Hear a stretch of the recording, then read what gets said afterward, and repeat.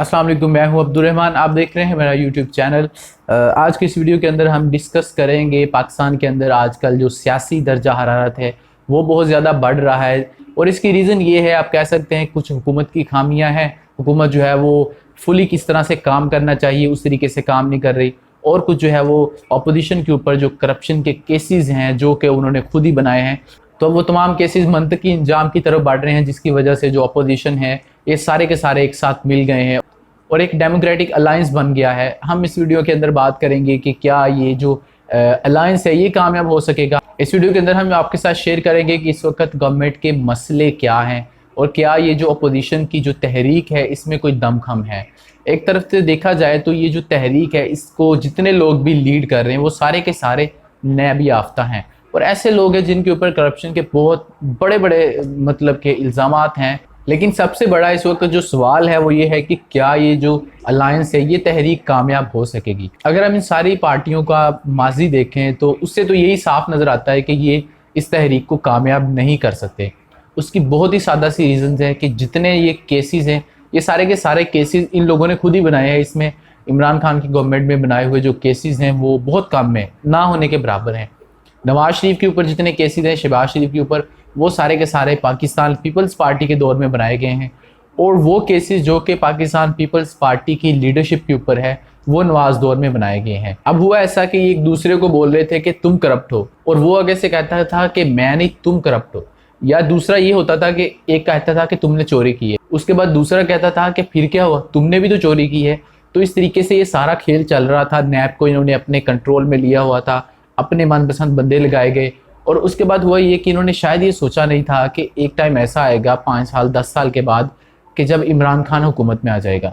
और अगर इन्होंने सोचा भी था तो इनके ख्याल में ये था कि इमरान खान जो है वो बातों की हद तक ही है। इनको पता था कि पाकिस्तान की ऐसी हालत नहीं है कि एक गवर्नमेंट जो है वो बिल्कुल एक एहतसाब के नारे के ऊपर स्टिक करके रहे। और क्योंकि मुल्क में इतने सारे मसले मसाइल हैं, हम मुल्क में कोई दूध और शहद की नदियाँ तो बहा के नहीं जा रहे। तो इमरान खान की जब हुकूमत आएगी तो उसको मुल्क के इतने ज़्यादा मसले मसाइल होंगे कि वो एहतसाब के नारे से पीछे हट जाएगा। लेकिन हुआ इसे बिल्कुल मुख्तलिफ। 2 साल अब गुजर चुके हैं, तीसरा साल जारी है इमरान खान की हुकूमत का। और खान साहब जो है वो अपना ये जो बयानिया है करप्शन को ख़त्म करने का और इन चोरों को एहतसाब के कटहरे में लाने का, इससे बिल्कुल पीछे नहीं हट रहे। देखा जाए तो इस वक्त पाकिस्तान के अंदर जो एहतसाब का जो एक मेकानिज़म है, जो अदालतों का हमारा हाल है, उससे तो नज़र तो नहीं आता कि इन लोगों के साथ किसी तरह की इनको कोई सज़ाएँ होंगी या इनके जो केसेस हैं वो मंतकी इंजाम की तरफ जाएंगे। लेकिन बहरहाल उम्मीद के ऊपर ही दुनिया कायम है। बहुत सारे ऐसे काम हैं जो कि 10 साल पहले या 5 साल पहले हम सोच भी नहीं सकते थे। क्या एक वक्त आएगा कि ये सारे के सारे एक साथ मिल जाएंगे और नवाज शरीफ जो है नाहल होगा, आसिफ जरदारी जेल जाएगा, शहबाज शरीफ, ये सारे तो गॉड फादर थे। एहतजाज हों, जलसे जुलूस हों, ये सारी चीज़ें जो है ये डेमोक्रेसी का हिस्सा होती है। ये डेमोक्रेसी का हुस्न है कि अपोजिशन जो है वो हुकूमत के ख़िलाफ़ एहतजाज भी करती है, उनकी पॉलिसीज़ को गलत भी कहती है। क्योंकि जब तक किसी भी मुआशरे के अंदर, डेमोक्रेसी के अंदर 2 पॉइंट ऑफ व्यू नहीं होते उस वक्त तक वो मुआशरा आगे नहीं जा सकता। अगर आप देखें कि 2 पॉइंट ऑफ व्यू ना हो तो ये जो गवर्नमेंट है इनके ऊपर कोई चेक एंड बैलेंस नहीं रहेगा। इनके दिल में जो आएगा ये लोग वही करेंगे। तो इसलिए अपोजिशन जो है वो डेमोक्रेसीज़ के अंदर जो ऐसे ममालिक हैं या ऐसी रियासतें हैं मुहज़्ज़ब आप कह सकते हैं, उनके अंदर जो अपोजिशन है वो बड़ा इंपॉर्टेंट रोल प्ले करती है।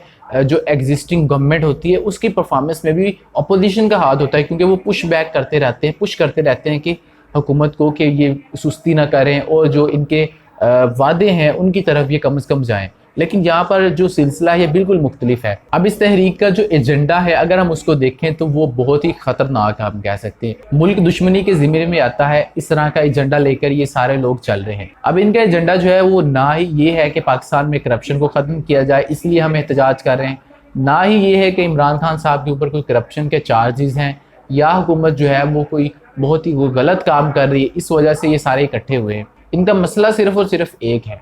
मसला ये है कि इनके ऊपर करप्शन के जो चार्जेस है जो इन्होंने खुद ही बनाए हुए हैं, सच है या झूठ है वो बात की बात है। लेकिन एक बात तो है कि पाकिस्तान को लूटा तो गया है, क्योंकि आज जो पाकिस्तान के हालात है वो 10 साल पहले के हालात है। हमारे जो आप देखें कि एक्सटर्नल डेट है वो कितना ज़्यादा बड़ा है। जो इकोनॉमी के इंडिकेटर्स 2018 में ये लोग छोड़ के गए हैं और वो इंडिकेटर जो इनको 2008 में मिले थे उनमें ज़मीन आसमान का फ़र्क है। तो इस हालत तक पहुँचने में इन्हीं लोगों का किरदार है, क्योंकि ये लोग ही गवर्नमेंट में थे, पंजाब में देख ले या चारों सूबे में इन्हीं लोगों की हुकूमतें थी। तो अब जो इनका एजेंडा है इस तहरीक का, वो सिर्फ़ और सिर्फ ये अपने खुद को बचाने के लिए, इसमें अवाम का कोई फ़ायदा नज़र नहीं आता। ये लोग जो है वो टेलीविज़न के ऊपर आकर अक्सर इस बात को कंपेयर करते हैं कि जी 2014 में अगर धरने और जलसे जुलूस जो है वो जायज़ थे, तो आज 2020 में क्यों ना जायज़ हैं। तो इस बात को अगर हम देखें तो 2014 में जो पाकिस्तान तहरीक इंसाफ की तरफ से धरना दिया गया था इस्लामाबाद में, उसके पीछे अगर हम उसका बैकग्राउंड देखें और इस तहरीक का बैकग्राउंड देखें तो ज़मीन आसमान का फ़र्क है, दोनों में कोई मुमासलत नज़र नहीं आती। वो असल में एहतजाज है क्या था? 2013 का जब इलेक्शन हुआ तो उसके बाद पाकिस्तान तहरीक इंसाफ ने उस इलेक्शन को मानने से इनकार कर दिया और कहा कि जी इसमें बहुत ज़्यादा धांधली हुई है, हमारा जो मैंडेट है उसको चोरी किया गया है। जिसके बाद 1 साल तक तहरीक इंसाफ असम्बली के अंदर और उसके बाद इलेक्शन कमीशन, ट्रिब्यूनल्स, हर जगह वो गए और उनका ये मुतालबा था कि हम इस इलेक्शन को, अब ये नहीं कहते कि हुकूमत चली जाए, हम ये चाहते हैं कि 4 हलके खोल दिए जाएँ। 4 ऐसे हलके जिनके अंदर हम देखना चाहते हैं कि क्या वाक़ई हम जो बात कह रहे हैं वो दुरुस्त है या नहीं।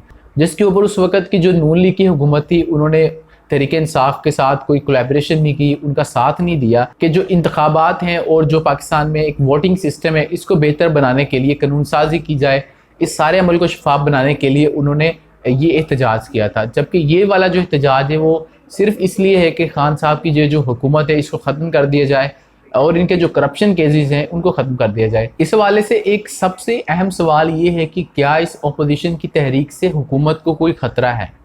तो अगर मैं अपने पॉइंट ऑफ व्यू की बात करूं और आज के पाकिस्तान का जो पॉलिटिकल एक सिस्टम है, सिविल मिलिट्री रिलेशनशिप है, उसके हवाले से अगर देखें तो पाकिस्तान की इस वक्त जो एग्जिस्टिंग गवर्नमेंट है, चाहे जितने भी बुरे हालात में है, इसको कम से कम कोई ख़तरा नहीं है। लेकिन हम इस तहरीक को बिल्कुल रद्द नहीं कर सकते, इस इम्कान को कि इससे कुछ हो नहीं सकता, क्योंकि ये बात भी बिल्कुल दुरुस्त है कि इस वक्त जो हुकूमत की जो कारकर्दगी है वो इतनी ज़्यादा अच्छी नहीं है। तो हुकूमत को अगर किसी चीज़ से ख़तरा है तो वो हुकूमत के अपने ही इक़दाम से, अपनी परफॉर्मेंस से ही ख़तरा है। पिछले 2 साल की हुकूमत में अगर कोई हम 2 ऐसे फैक्टर्स देखें जिनके अंदर हम बिल्कुल कह सकें 100% के इस हुकूमत की कारकर्दगी सिफर है, और वो 2 ऐसे फैक्टर्स हैं, एक तो है प्राइस कंट्रोल और दूसरा है मीडिया मैनेजमेंट। प्राइस कंट्रोल जो है इसमें हुकूमत 110% मैं कहने को तैयार हूँ कि बिल्कुल फेल है। आप देखें कि पाकिस्तान में जो खाने पीने की अशिया है, अशिया खुर्दोनोश, उनकी जो कीमतें हैं उसमें इतना ज़्यादा इजाफा हो चुका है। अगर हुकूमत जो चीज़ों की कीमतें हैं इनको ठीक कर लेती है, इनको कंट्रोल कर लेती हैं, तो इस अपोजिशन की तहरीक से हुकूमत को कोई ख़तरा नहीं है। और अपोजिशन को भी पता है कि उनके हाथ में इस वक्त कुछ नहीं है, क्योंकि अगर हुकूमत नए इलेक्शंस का ऐलान भी कर देती है 2021 में या 2022 में, तो अपोजिशन के हाथ में कुछ नहीं आना, क्योंकि दोनों के पास इस वक्त लीडरशिप तो है नहीं। पाकिस्तान पीपल्स पार्टी जो है पंजाब में बिल्कुल नहीं है। मुस्लिम लीग नून जो है उनके जो लीडर है वो बाहर बैठे हैं, इस वक्त उनको कोई लीड करने वाला नहीं है।